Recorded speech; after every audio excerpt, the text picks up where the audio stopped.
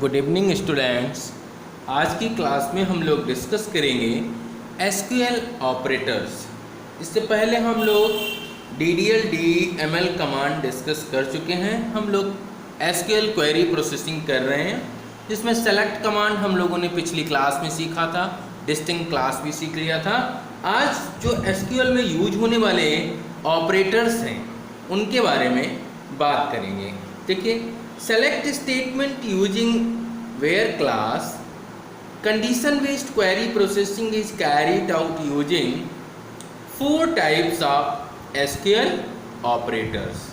पहला है arithmetic operators, दूसरा है रिलेशनल ऑपरेटर, तीसरा है लॉजिकल ऑपरेटर और चौथा है स्पेशल ऑपरेटर। 4 प्रकार के हम लोग ऑपरेटर डिस्कस करेंगे। अर्थमेटिक, दूसरा relational,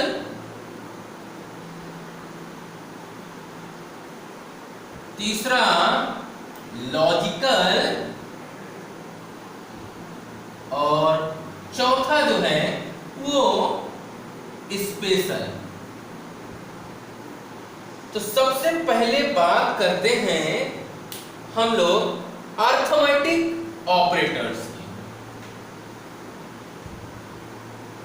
arithmetic operators are used to perform single arithmetic operations like addition, subtraction, multiplication, division and modulus. बहुत बचपन से हम लोग अर्थमेटिक ऑपरेटर पढ़ते चले आ रहे हैं, जिसमें जोड़ना हुआ, घटाना हुआ, गुणा करना हुआ, भाग देना हुआ या रिमाइंडर पता करना होता है। These operators are used with conditional expression and for performing simple mathematical calculation. The arithmetic operators with select command are used to retrieve row computed with or without reference to any table. Select command के साथ इन arithmetical operators को हम लोग use करते हैं। जैसे मान लीजिए आपने कोई एक क्वेरी रन कराई कि select 5 plus 10, क्या करेगा?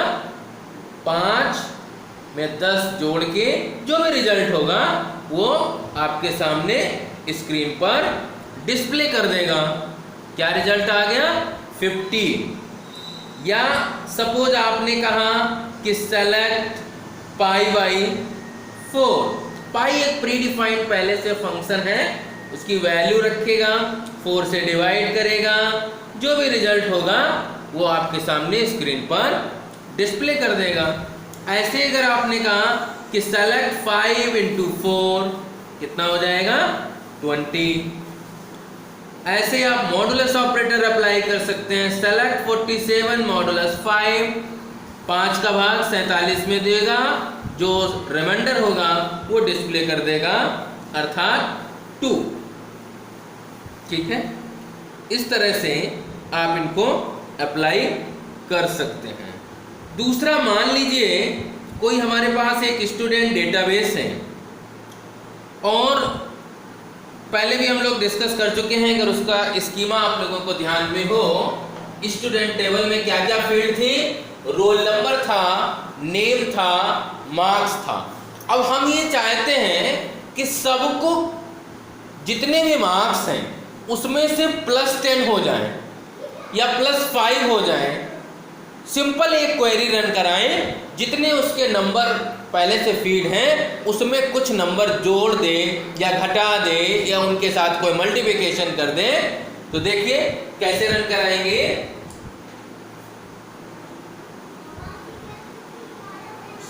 सेलेक्ट लिखेंगे, जो जो डिस्प्ले कराना है ध्यान में होगा आप लोगों को। रोल नंबर एक फील्ड थी, एक नेम था, और इसके बाद जो मार्क्स था, तो हमने कहा मार्क्स प्लस 10 फ्रॉम स्टूडेंट। क्या करेगा, स्टूडेंट डेटाबेस से रोल नंबर, नेम और जितने मार्क्स पहले से फीड होंगे हर रिकॉर्ड में, उसमें से 10 नंबर और जोड़ देगा। जितने भी नंबर पहले से फीड होंगे उनमें से प्लस 10 कर देगा और आपके सामने स्क्रीन पर डिस्प्ले कर देगा। इस तरह से आप कोई भी अर्थमेटिक ऑपरेटर अप्लाई कर सकते हैं। इसमें आप कंडीशन भी लगा सकते हैं कि कौन से रिकॉर्ड्स में ऐड करें। जैसे मान लीजिए हम इसी कहते हैं select roll number comma name comma marks plus 10 from student where class is equal to 10th 11th 12th जो भी आपको देना हो। तो केवल 10th 12th और 11th या जो भी आपने सेलेक्ट किया, जो भी आप कंडीशन लगाएंगे उस वाले पर ही केवल ये मैनिपुलेशन करेगा। या हमने परसेंटेज निकाल लिया, कई बार होता है कि हमने देखा कि फेल कितने लोग हो रहे हैं, पता चला बहुत ज़्यादा लोग फेल हो गए, तो ऐसे केसेस में जब कॉमन मार्क्स दिए जाते हैं तो इसी तरीके से क्वेरी अप्लाई की जाती है, क्वेरी रन कराई जाती है और सभी को कॉमन मार्क्स मिल जाते हैं। नंबर 2 रिलेशनल ऑपरेटर है। रिलेशनल ऑपरेटर में आपको पता है कौन कौन से ऑपरेटर होते हैं, ये भी हम लोग बहुत समय से पढ़ते चले आ रहे हैं। सबसे पहले रिलेशनल ऑपरेटर में इक्वल। इक्वल का मतलब इक्वलिटी, क्या LHS RHS के बराबर है। दूसरा ग्रेटर देन, बड़ा है, लेस देन छोटा है, ग्रेटर देन इक्वल टू बड़ा है या बराबर है, आपने कहा लेस देन इक्वल टू, या ये that is not equal to, इसको बोलते हैं नॉट इक्वल टू। ऐसे लगाएं अथवा ऐसे लगाएं, दोनों का काम एक ही है, बराबर नहीं है, इसको बोलते हैं नॉट इक्वल टू। तो मान लीजिए हम एक क्वेरी इसी से रिलेटेड लिख रहे हैं, हमें ऐसे स्टूडेंट की लिस्ट डिस्प्ले करनी है जिनका मार्क्स जो है वो 90% या उससे एबव है। क्या लिखेंगे, select roll number comma name comma marks from student. अब कंडीशन लगाइए, क्वेरी यहां से खत्म नहीं होगी, सेमीकोलन हटा दिया, where marks is greater than or equal to 90। क्या करेगा, वो सारे रिकॉर्ड डिस्प्ले कर देगा जिनका मार्क्स यानी नंबर जो है 90% से ज्यादा है या 90% के बराबर है। और कौन कौन से कॉलम डिस्प्ले करेगा, रोल नंबर, नेम और मार्क्स, केवल 3 कॉलम आएंगे। किस टेबल से, स्टूडेंट नाम की टेबल से। तो ऐसे आप greater than equal to, less than equal to, not equal to या डबल इक्वल टू, ये सारे के सारे आप इसके ऊपर अप्लाई कर सकते हैं। तो ये आपका हो गया रिलेशनल ऑपरेटर। इसके बाद है लॉजिकल ऑपरेटर। आपको पता है लॉजिकल ऑपरेटर कौन कौन से होते हैं, एंड, और नॉट। इनके बारे में भी आपको पता है, पहले भी हम लोग कई बार पढ़ चुके हैं। जब भी एंड ऑपरेटर के साथ 2 कंडीशंस को ज्वाइन किया जाता है तो दोनों कंडीशन साइमल्टेनियसली ट्रू होनी चाहिए, तभी कंडीशन सही मानी जाती है, नहीं तो कंडीशन हमारी फॉल्स हो जाती है। और के केस में क्या होता है, कम से कम एक कंडीशन सही होनी चाहिए। और नॉट के केस में क्या है कि सपोज हमने कहा class is not equal to, यानी वो क्लास नहीं होनी चाहिए। हमने कहा नॉट इक्वल टू 10 के अलावा जितने भी होंगे वो सारे डिस्प्ले कर देगा। तो देखिए इसको, the SQL logical operators are the operators used to combine multiple conditions to narrow data selected and displayed on the basis of the condition specified in an SQL statement.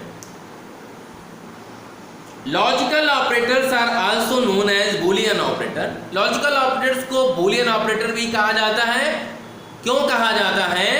क्योंकि इन ऑपरेटर्स को apply करने के लिए आपको कम से कम 2 operand की जरूरत पड़ती है। बाइनरी ऑपरेटर भी कहा जाता है। Logical operator, boolean operator, binary operator, इन सब का मतलब एक ही है। तो there are 3 logical operators in a SQL: and, or, and, not. And or operators are termed as conjunctive operators since these 2 operators combine 2 or more conditions. And or operator को conjunctive operator भी कहते हैं क्योंकि ये 2 या 2 से ज्यादा conditions को ज्वाइन करने के लिए यूज होता है, जोड़ने के लिए किया जाता है। The and or operators are used to filter record based on more than one condition. एक से ज्यादा कंडीशन इनके ऊपर अप्लाई होती है। एंड ऑपरेटर में क्या है? 2 या 2 से ज्यादा कंडीशंस को जोड़ा जाता है। जितनी कंडीशंस को ज्वाइन किया गया है सारी कंडीशन साइमल्टेनियसली ट्रू होनी चाहिए। आपको इसकी ध्यान में होगा ट्रुथ टेबल लॉजिकल ऑपरेटर्स के लिए कि देखिए इसमें हम लोगों को पढ़ना है एंड, और नॉट। देखिए इसका ट्रुथ टेबल देखिए। सपोज कोई पहली कंडीशन है और दूसरी कंडीशन है तो हम इसको कंडीशन के नाम से ही लिख रहे हैं।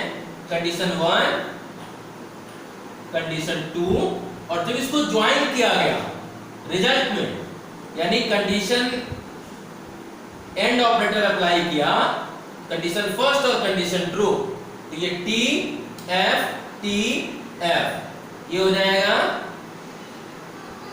T T F F.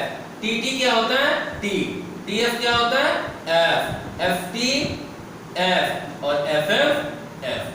जब सारी कंडीशन साइमल्टेनियसली ट्रू होती हैं तभी एंड ऑपरेटर की कंडीशन सही मानी जाती है। अगर एक भी कंडीशन फॉल्स हो गई, रॉन्ग हो गई, तो कंडीशन हमारी फॉल्स हो जाती है। देखिए इससे रिलेटेड क्वेरी, सपोज आपसे कहा जाता है कि हमें ऐसे स्टूडेंट की लिस्ट आप डिस्प्ले कराइए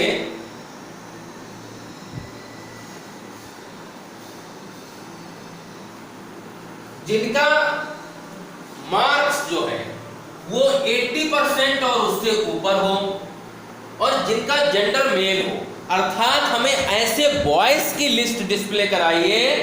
देखिए क्लास में बॉयज गर्ल्स दोनों हैं, हमारे पास डेटाबेस में दोनों के रिकॉर्ड्स हैं, लेकिन हमसे ये कहा गया हमें ऐसे सारे बॉयज की लिस्ट डिस्प्ले करिए जिनका परसेंटेज 80 से ज्यादा है। तो हम कैसे लिखेंगे? Select star from student where marks greater than 80 and gender is equal to M। क्या करेगा? वो सारे रिकॉर्ड हमारे सामने स्क्रीन पर डिस्प्ले हो जाएंगे जिनका मार्क्स यानी नंबर जो है वो 80 या उससे 80 से ज्यादा है, यानी 81 एंड अबव डिस्प्ले करेगा, और जिनका जेंडर जो है वो मेल हो, अर्थात वो सारे बॉयज की लिस्ट डिस्प्ले कर देगा जिनका मार्क्स जो है 80 से ऊपर है। ऐसे आप एंड आर नॉट तीनों को तीनों लॉजिकल ऑपरेटर को अप्लाई करके देख सकते हैं। और के केस में क्या है कि कोई एक कंडीशन सही होनी चाहिए। एंड में क्या है? कंपलसरी है कि दोनों कंडीशन साइमल्टेनियसली ट्रू होनी चाहिए तभी हमारी कंडीशन सही मानी जाती है। लेकिन आर में ऐसा नहीं है। आर में कोई भी अगर एक कंडीशन सही हो गई तो हमारी टोटल कंडीशन सही हो जाती है। इसका भी ट्रुथ टेबल देख लीजिए, आपको ध्यान में होगा। बहुत समय से हम लोग ये ऑपरेटर पढ़ते चले आ रहे हैं, लॉजिकल ऑपरेटर। आर में क्या होता है? कोई कंडीशन 1 कंडीशन 2 और इनको ज्वाइन कर दीजिए और से, तो ये क्या होगा, मान लीजिए एफ टी, ये क्या हो गया F T T, F T T. देखा, कोई ये कंडीशन सही तो सही, ये सही तो सही। कहने का मतलब क्या है, जब आर कंडीशन से किसी कंडीशन को ज्वाइन किया जाता है तो कम से कम एक कंडीशन सही होनी चाहिए, तभी टोटल कंडीशन सही होगी। जब सारी, मान लीजिए 4 कंडीशन लगाएंगे, 4 में से जब चारों गलत होंगी तभी कंडीशन फॉल्स होगी। कोई भी एक अगर सही हो गई तो टोटल कंडीशन हमारी सही हो जाती है। अब देख लीजिए, मान लीजिए हमें ऐसे स्टूडेंट की लिस्ट डिस्प्ले कराना है जिनका जो स्ट्रीम है, यानी वो साइंस साइड है या कॉमर्स है या आर्ट साइड है, या तो वो साइंस स्टूडेंट हो या कॉमर्स स्टूडेंट हो। इस तरह से अगर हमें अप्लाई करना है तो देखिए कैसे लिखेंगे, select star from a student where, condition लगा दीजिए, स्ट्रीम बराबर साइंस सिंगल कोड आर। फिर से लिखेंगे स्ट्रीम बराबर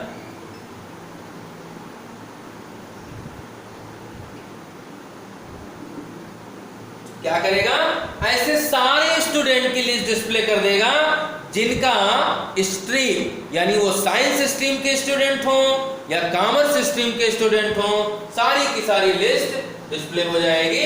और तीसरा और अंतिम है नॉट ऑपरेटर। निगेशन होता है, इसका ट्रुथ टेबल भी ध्यान में होगा आपको। नॉट का देख लीजिए, कोई कंडीशन फर्स्ट है, जब एक ही कंडीशन है, यहां नॉट जब अप्लाई करेंगे, अगर ये एफ है, अगर कंडीशन फॉल्स है तो ये ट्रू होता है, और जब ट्रू होता है तो ये फॉल्स होता है। देखिए, मान लीजिए हमें ऐसे स्टूडेंट का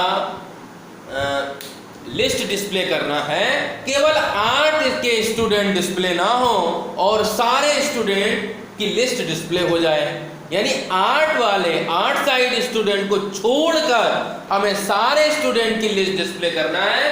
तो कैसे लिखेंगे query, select star from student where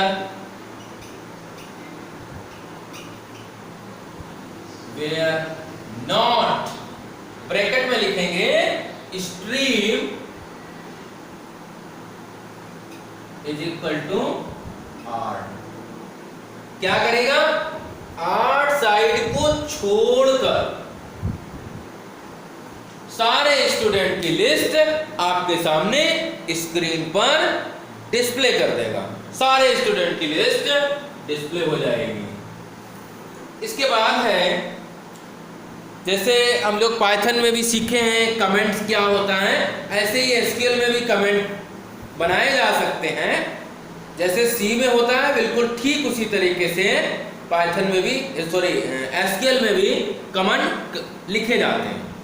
तो थोड़ा सा समझ लेते हैं कमेंट क्या है, पता है सभी को। जैसे जो काम पाइथन क्या, जो काम किसी भी प्रोग्रामिंग भाषा में कमेंट का होता है वही एसक्यूएल में भी होता है। A comment is a text which is ignored by the SQL compiler and is not executed at all। लगभग सभी प्रोग्रामिंग भाषाओं में यही काम होता है कि जो कमेंट है SQL का जो आपका कंपाइलर है वो उनको इग्नोर कर देता, छोड़ देता है। कमेंट केवल यूजर या ऑपरेटर को समझने के लिए होता है, उसके नॉलेज के लिए होता है कि जो कोड लिखा गया है उसका मोटो क्या है, उसका ऑब्जेक्टिव क्या है, ये बताता है comment. It is given for documentation purpose only. A comment usually describe the purpose of statement given with in an application. SQL comments are used to understand and functionality of the program without looking into it. The command will give you the idea about what is written in the given SQL statement and how it works. केवल इतना ही काम है कि जो हमने ये लाइनें लिखी हैं, जो SQL के स्टेटमेंट लिखे हैं, इनका पर्पज क्या है, ये काम क्या करते हैं एग्जैक्टली, इसके बारे में कमेंट बताता है. The comment can make application or code easier to read as well as maintain. Comment लिखने से होता है क्या है कि कोई थर्ड पर्सन अगर उसको रीड कर रहा है तो वो आसानी से समझ सकता है कि इन लाइंस का मतलब क्या है, बहुत ज़्यादा उसको दिमाग लगाने की ज़रूरत नहीं पड़ती है. A comment can be placed between any keyword, parameters और punctuations mark in a statement. Comments are single line और मल्टीपल लाइन कमेंट. SQL और MySQL support 3 comment style. Comment आपका एक लाइन का भी हो सकता है और एक से ज़्यादा लाइन का भी हो सकता है. तो 3 प्रकार के SQL और MySQL में कमेंट लिखे जाते हैं. पहला है comment beginning with the 2 dash lines. 2 dash lines indicate the single line comment in SQL statement. These single line comments are basically used to show the comments in the beginning and end of a program. A user can easily use these comment type to explain the flow of program. This text cannot extend to a new line and end with a line break. आप line programme के starting में और अंत में अगर आपने 2 dash लगा दिए, इसका मतलब है कि वो एक लाइन, उसके आगे जो कुछ भी लिखेंगे आप डैश लगा करके जो कुछ भी लिखेंगे वो सारा का सारा आपका जो कंपाइलर है वो उसको इग्नोर कर देता है. देखिए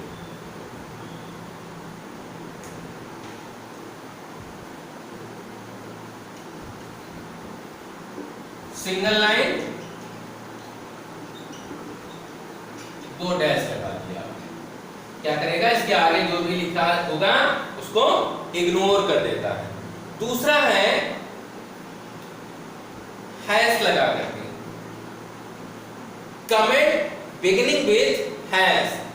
the multi line comments begin with A slash.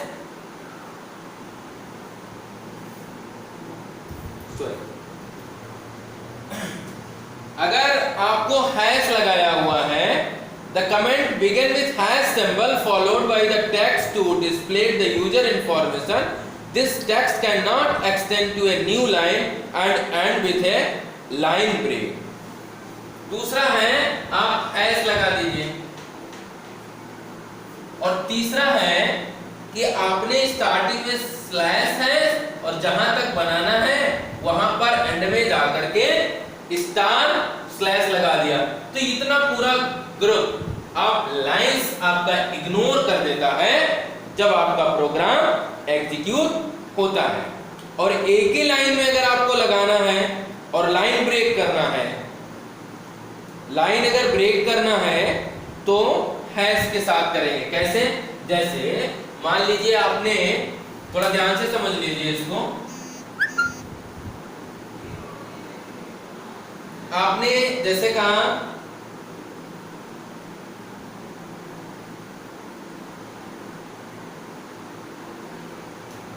Select roll number common name, ठीक. और आप अगली लाइन में आ गए. अब आपने कहा हैश स्लैश, यहां कुछ लिखा स्लैश. तो ये लाइन अभी कंटिन्यूएशन में है, ये इतना पूरा पोर्शन छोड़ देगा. फिर हमने कहा फ्रॉम स्टूडेंट, फिर हैश लगा दिया और हमने कहा आगे कुछ भी लिख दिया स्टूडेंट टेबल, और फिर कंडीशन लगाई वेयर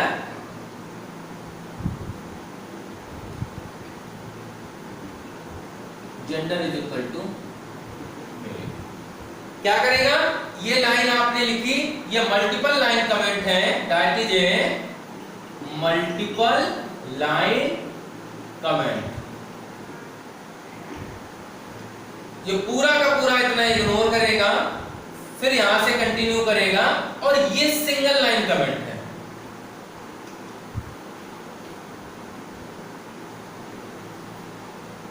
ये इसके आगे का पूरा छोड़ देगा और अगली लाइन में चला जाएगा और यहां से कंटिन्यू करेगा। तो इस तरह से आप कमेंट भी एसक्यूएल में लिख सकते हैं, जैसे अदर प्रोग्रामिंग भाषा में लिखा जाता है, तो एसक्यूएल में भी कमेंट लिखे जा सकते हैं।